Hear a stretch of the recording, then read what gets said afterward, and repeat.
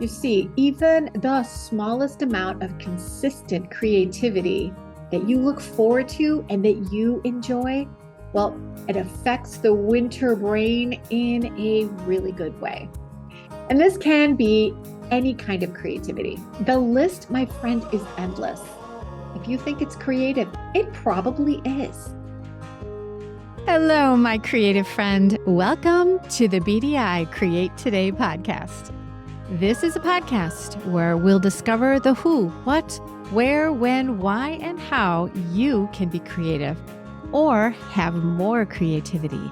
And together, we'll explore the extraordinary impact creativity can have in your life, in your heart, mind, body, and soul. And if we haven't met yet, I am Beth Buffington, a licensed artist, digital illustration instructor, and a creative coach living just outside of the windy city of Chicago, Illinois. But mostly, I am someone who is curious about how creativity can weave its way into our lives. Now, each week we're going to look at one or more of the sparkly facets that make up the ever-changing kaleidoscope that is creativity. Hello, my creative friend. Welcome back to another episode of Create Today with Beth Buffington. Today, we are going to talk about something that might actually change your winter. Now, a lot of us struggle with those short days and dark nights of winter. And at the same time, we also struggle with the responsibilities and the overwhelm that we might feel that come with the expectations during the holiday season. So here's something to think about. Imagine what it would be like to not just survive the winter or the holiday season, but truly thrive with more calm, more joy, and more emotional energy. Wouldn't that be nice? Today, we will explore the hidden power of creativity and how it can lift your mood, reduce stress, and quiet overwhelm and anxiety, and support your well-being during these dark nights of winter and through the hustle of the holiday season. And this isn't wishful thinking. It is backed by science. And it's good for you, and it's easy to do. There are simple and beautiful ways that you can bring this happiness into your life starting this week. So, what are we waiting for? Let's get started. First, I have to tell you a story about why I believe in this so much. I had this job with a horrible 90-minute commute each way. And on top of that, the job that I was commuting to, while I loved the work and the people on my team, the deadlines were on fire like an inferno every week. And the owner of the company, well, they were a bit unpredictable and not in a good way. So during the winter, while I was commuting, I left for work in the dark and I drove home in the dark. And there were no windows near my office. And it seemed like it was just dark all the time. That combination of being locked on a hamster wheel that no matter how hard I ran or how hard I worked, I just couldn't get where I was supposed to be. And that seasonal feeling that winter brought, that heaviness from driving in the dark both ways, it created this emotional fog that I just couldn't shake. And my job was to manage people and not drag them down into the dark places where I felt like I was living. And I realized that I needed something grounding, something that would make me feel better again. Well, one day during lunch, I pulled out a sketchbook and I just doodled a bunch of silliness just for myself. And I had a good time. And here's the thing. It felt soothing. And I calmed down a little bit. And when I went back to work after lunch, I just felt clearer in my head. So I enjoyed that so much that I started sketching for just a few minutes every day. Sometimes it was during my first cup of coffee in the morning, sometimes at lunch, or sometimes just before I went to bed. And it was just a few minutes. Nothing amazing. None of it was perfect. This was just for me. And I didn't know it then, but that tiny act of making art for just a little while every day was doing something really big inside my brain. You see, even the smallest amount of consistent creativity that you look forward to and that you enjoy, well, it affects the winter brain in a really good way.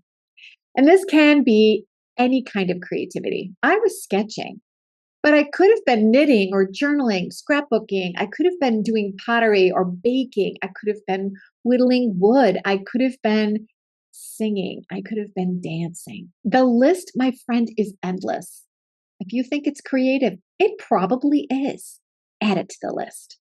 So let's unpack why creativity is so powerful for your well-being during winter and the holidays, especially when you're stressed or you feel energy dipping, and if you are experiencing drops in your mood. Science shows us that creativity lowers stress. Studies show that even 20 minutes of creativity a day can lower cortisol, which is your primary stress hormone. And doing a creative activity, it shifts your brain out of that fight or flight mode into a calmer, more regulated state. So when you say, I feel calmer after making something, that's not a coincidence. It's science. So winter routines, they can get heavy and feel very repetitive, just like my commute. 90 minutes this way, lots of work to do, many, many deadlines, 90-minute commute home. And when I got home, there was just time to eat some dinner and go to bed so that I could get up in the morning and do that whole thing over again. If you're feeling that is something that you need to address. Now, during the COVID shutdown, there was a fixed effects longitudinal analysis of nearly 4,000 US adults. And it found that increased engagement in creative leisure, like crafts or even do it yourself projects, well, that was associated with reductions in depressive symptoms, and it increases life satisfaction. Whew, we all want life satisfaction, my friend. Now, this study showed a direct connection between creative engagement and lower depression and anxiety in real world life disruption. I love that. And creative expression also boosts emotional intelligence.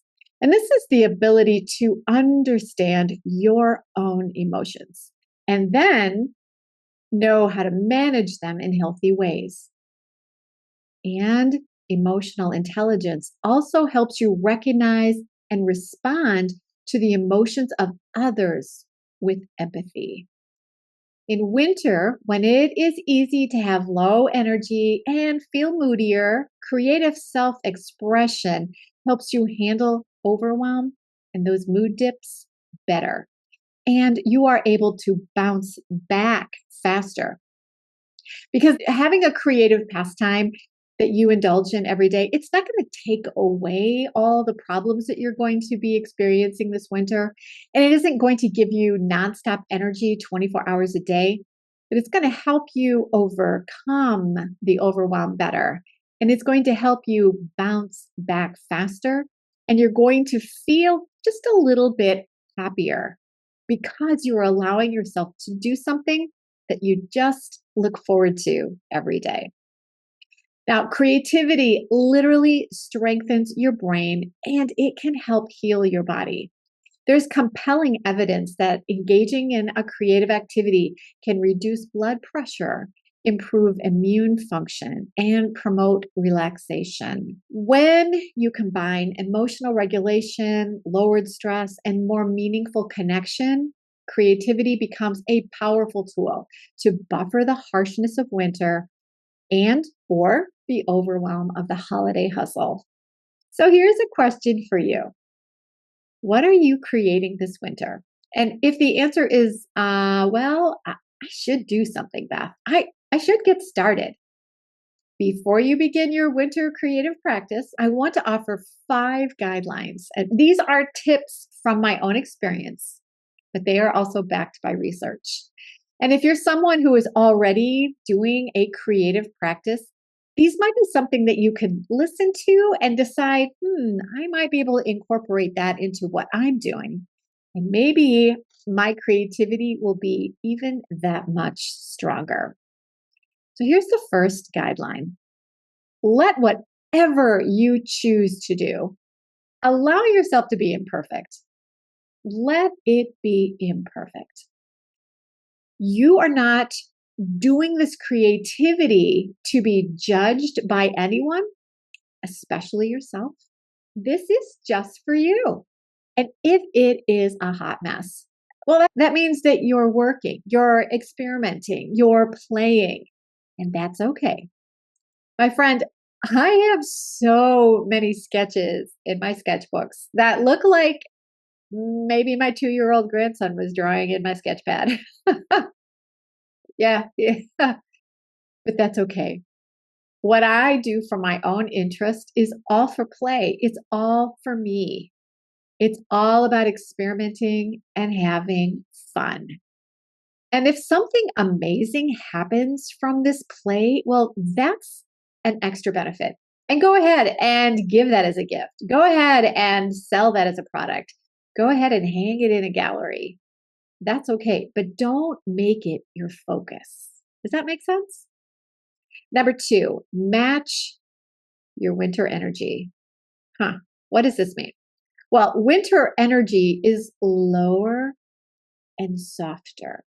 So during the winter, give yourself permission to choose cozy over chaos and low effort creativity over something super strenuous. So think just doodling or quiet journaling, maybe just some fun collage. Maybe if you love to knit, and or just get a coloring book and some markers and some crayons and just color. You don't necessarily have to learn something hard or attempt something you've never done before that is super challenging. Find something comforting and cozy. This is just going to be something that you can sit down and just quietly do and let a few minutes just absorb themselves in whatever cozy, low effort creativity you feel like doing. Number 3, build a rhythm, not pressure. So what I mean by this is that you don't want to just do some creativity on a Tuesday and then let life get in the way and not do anything creative again until Sunday, and then maybe do something on Friday. You want to be consistent. So schedule a time in your calendar. It doesn't have to be the same time every day, although that will help you stay in a rhythm, but do something daily. And when you schedule it in your calendar, you'll show up for it. Build a rhythm, but not pressure. So what does that mean? That means that you're going to allow yourself this time. And when you're doing it, you're just going to have fun with no judgment. But remember that it is easy to put your well-being on that back burner. So don't make it something that you do once everything else is done on your to-do list. Make it part of your to-do list. Make it a priority on your to-do list. Then number 4, I want you to start small. And what I mean by that is 5 minutes a day. It has more emotional impact than 2 hours a month. And then you're building this pathway in the brain, and pathways grow through repetition. That's a daily practice. So don't look at the big picture. Think small. Small is powerful. Small is sustainable. Small gets you through the season with more joy. So start small, 5 minutes a day, but do it every day.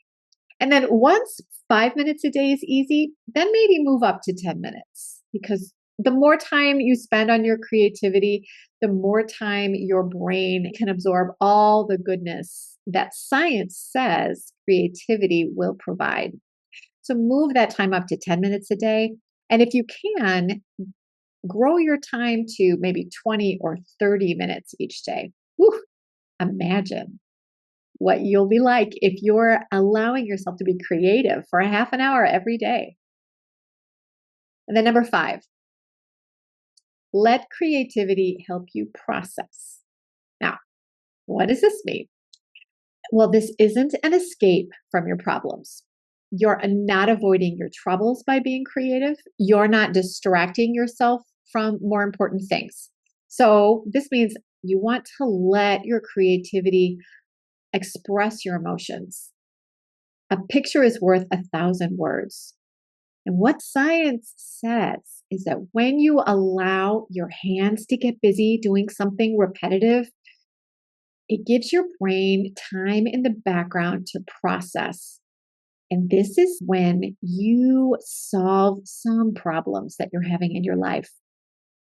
It's also that time where you can unravel overwhelm and anxiety and realize that maybe it's okay not to stress on this so much. Doing something creative gives your brain time to process. It gives your brain time to settle down. So let creativity help you process. And you're going to be amazed at how much emotional clarity and calm you will experience. It's a lovely way to reduce stress and overwhelm and provide some much needed happiness to your day. Now let's take just a moment to pause and hear a word from our sponsor. And today's sponsor is brought to you by Silva Sessions. Now, if our topic of creative wellness is resonating with you today, consider the benefits you can gather from extra guidance and support as you navigate your way through winter, spring, summer, and fall. I'm inviting you to join me and my dear friend, Lisa Murphy, who is a certified healthy aging coach, and come to Silva Sessions. Now, this is a twice monthly creative wellness membership. Inside Silva Sessions, we focus on growing and strengthening your well-being and creative resilience through the 3 C's. Now, this is core care, which is understanding the benefits of movement and rest and nourishment, and creative care, which is exploring how creativity lowers stress and lifts your mood, and community care. Because being with other creatives, my friend, it is deeply healing and very supportive. If you're curious about understanding how creativity impacts your overall happiness and your health, and you are needing more joy and connection and creative energy this winter, come join us for Silva Sessions. You'll feel better and brighter, I promise. Go to the show notes, my friend, and you're going to see a link that will take you straight to the Silva Sessions registration page. Or go to www.bdi-create.today and you'll see a link that will take you to Silva Sessions. Now, you might be thinking, this all sounds really great, Beth, but I'm a little uncertain how to get started. So I love a good list, and I love helping you out with things with a good list. So here are 5 gentle and easy ways to begin a creative practice that actually supports your well-being this winter and will be easy to do every day. Number 1, build a cozy creativity corner. So this is really simple, and it doesn't mean that you have to reserve an entire room in your house. It doesn't mean that you have to suddenly redecorate. all you have to do is pick a spot in your home, maybe a chair with a table, maybe it's a lap desk, and then make it yours. And add a soft lamp or bring in a candle. Make sure you've got whatever you need, a sketchbook or a journal, whatever supplies you need. And then maybe have a warm blanket or a favorite mug. Now, I'm in my studio right now. I have a blanket that I keep on my lap almost all the time. So having these favorite things, it helps you create that atmosphere of I'm going to be creative and it's going to be relaxing and cozy. Remember, we're matching our winter energy and we're allowing ourselves to be a little slower and a little cozier than we would if maybe we were thinking about creativity for a summer activity. So this place is going to become your creative sanctuary where you can show up and just be. This is just where you have fun. This is just where you relax with your creativity. And number 2, try a 5-minute daily ritual. So we've already talked about this, but it's worth repeating. And this is something that you should be doing if you're just getting started. Set a timer, start at 5 minutes each day and do something small. Think about what you might want to do that you could do in 5 minutes. So you're not going to, paint a mural in 5 minutes. You're not going to knit an entire sweater in 5 minutes. If you only have 5 minutes, think of something that will fit into that tiny window. Maybe you're just doodling. Maybe you're just writing a gratitude list. Maybe you're just making a collage and you're adding a little bit to it every day. Whatever it is, have those supplies at the ready and then sit down, start your timer, and just dive in. Have some fun. And when the timer goes off, you'll go, whoa, that was easy. And easy things, well, that's when habits get built without overwhelm. Number 3, mix movements with your making. There can be times where it really helps to add a little movement to the creativity that you're doing, especially if you're wanting to increase your energy for the day. So there are so many things you can do that will add creativity to movement. Here's just a few ideas that you can use. Think about walking. Sometimes people have dogs that they need to walk. Some people are just walking for your exercise. So when you're out on your walk, instead of just like zoning out and not paying attention to anything, look for certain objects. Maybe you're just going to look for things that are brown or green or circles, or you're going to collect pine cones, or you're going to look for rocks, or you're going to look at cloud formations. Then either collect those things or take photos with your phone of the things you see. And that is going to be a creative, fun treasure hunt for your brain. Or if you're inside, you can't get out right now, dance, my friend, dance. We can all dance and we all feel good when we do it. And the best part of this is that you are doing this just for yourself. So you don't have to be a good dancer. Turn on some music and just let your body move. And you know that old saying, dance like no one's watching? Dance like no one is watching and have fun. You'll find the creativity is in how you decide to move your body. And when you're combining music and dance with movement, you're going to burn some calories, my friend. Set the timer for 5 minutes and you'll be surprised how much movement you can get in during your creative time. So movement plus creativity equals a deeply nourishing combination. Number 4, use themed winter prompts. So when in Rome, my friend, right now it is winter. So embrace it, my friend. Just embrace it. Consider using images in your creativity like snowflakes or pine cones or holiday themes if you're doing visual arts and crafts. Or if you're writing, write a letter to Santa. You're never too old to write a letter to Santa.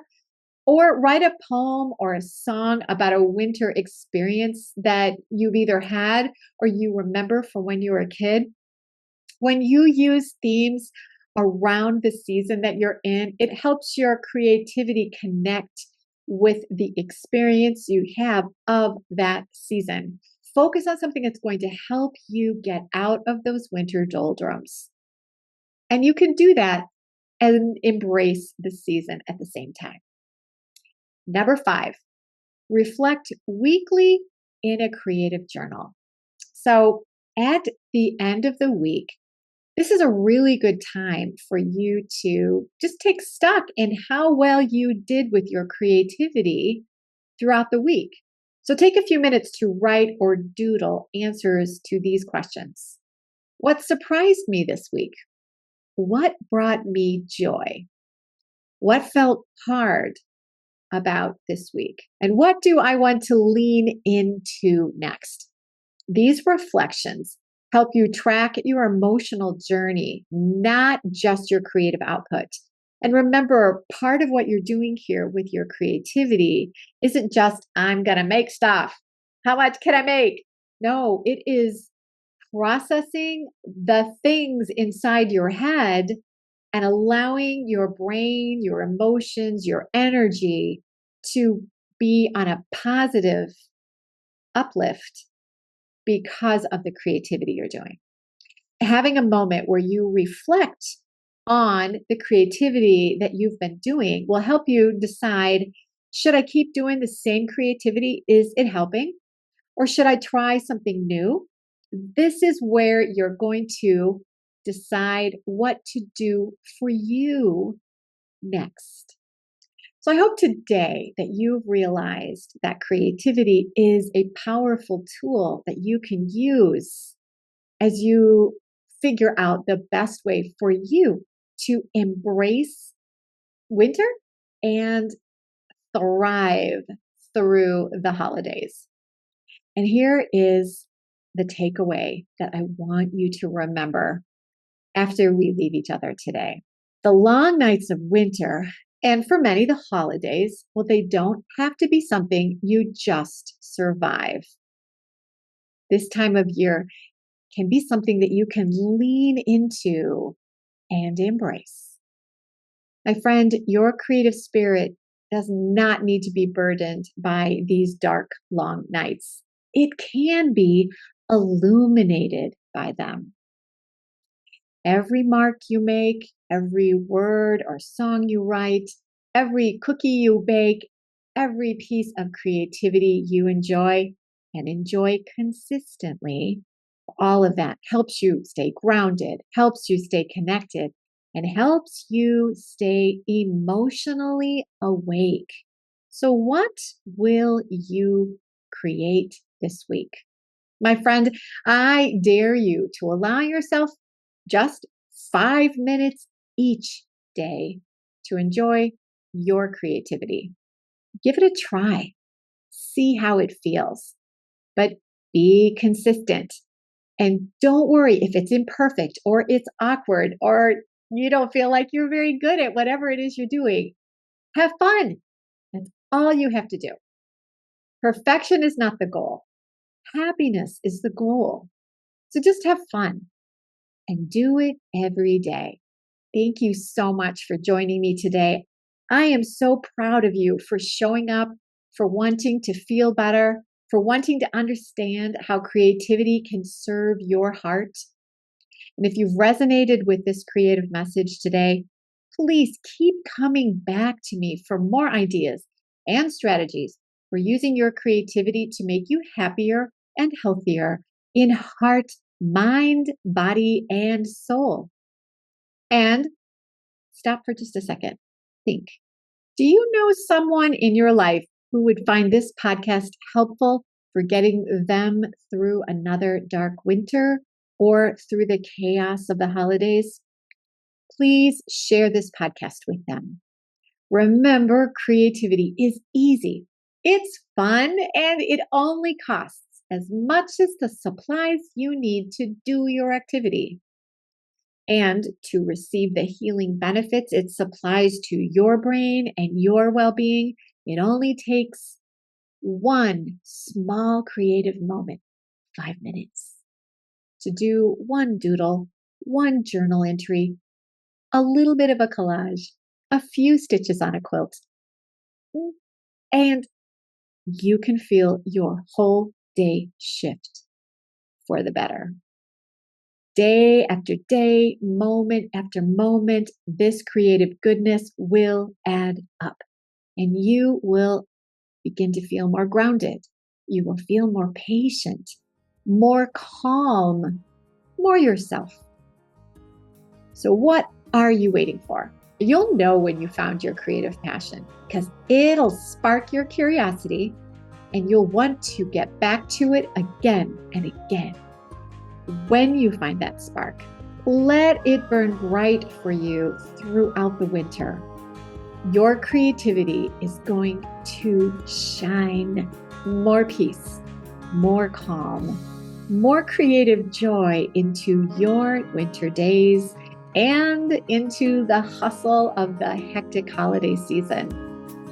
And no matter what activity you choose, remember the most important thing is to stay creative, my friend.